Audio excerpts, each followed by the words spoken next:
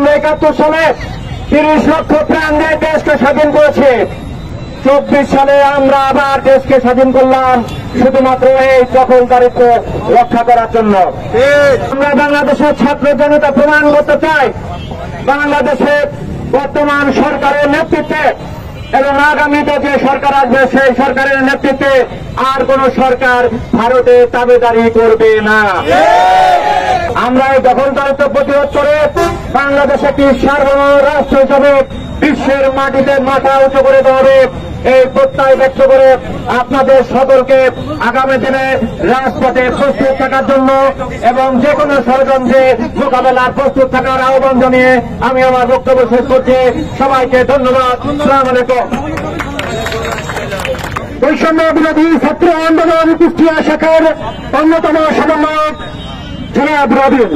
আসলে আমরা অনেক ভাগ্যান্ত মূল্য এখানে হাজির হয়েছে, তবে ভারত আমাদের সামনে নয়, কিন্তু ভারতের দালালেরা কিন্তু আমাদের সামনে ঘোরাফেরা করছে। কথা ঠিক কিনা?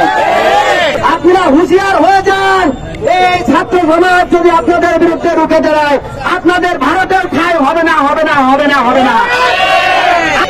ভারতের দালালদেরকে হুঁশিয়ার করে দিতে চাই, এই ছাত্র সমাজ শেখ হাসিনাকে সরাতে পারে যে আপনাদের সরাতে আমাদের 15 মিনিটের সময় লাগবে না। আমাদের ছাত্র সমাজ এবং বাঙালির শরীরে 1 ফোঁটা রক্ত থাকতে কখনো ভারতের আগ্রাসন আমরা মেনে নেব না, নেব না, নেব না। আমরা তৃতীয় যুদ্ধের জন্য প্রস্তুতি নিচ্ছি। ভারতের সাথে আমাদের যে কোনো সময় যুদ্ধ করে রাখতে পারে, আমরা সবাই প্রস্তুত আছি তো? আপনারা ভারতের তাড়ালি করা বন্ধ করুন, বন্ধ করুন, বন্ধ করুন, না হলে আপনাদের মামুবাড়ি পাঠানো দেওয়া হবে। আমরা সেই বীর সৈনিক, আমাদেরকে পিছু হাঁটা যাবে না। এই কুষ্টিয়ার বুকে যত ভারতীয় দালালেরা আছে তাদেরকে হুঁশিয়ার করে দিতে চাই, আমরা কুষ্টিয়াবাসী, আমাদের রক্তে মিশে আছে আপনার ভাই। সংগ্রামী ছাত্র জনতা ভাইরা, আসসালামু আলাইকুম।